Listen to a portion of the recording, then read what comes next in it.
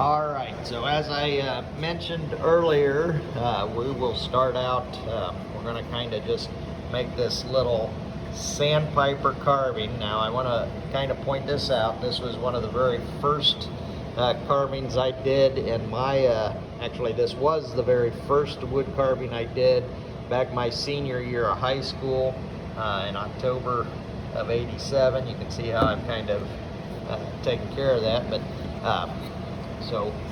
and to do this, I just used regular 2x4 lumber.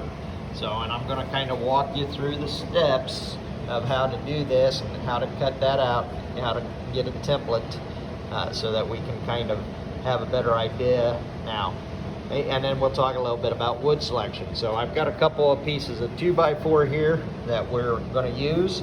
Now, obviously, when we're carving, we want to stay away from anything that has knots, so we don't want to use that particular type of material. And of course over here we got the knot there, so when I would go to prep this board, of course I'd be cutting that out.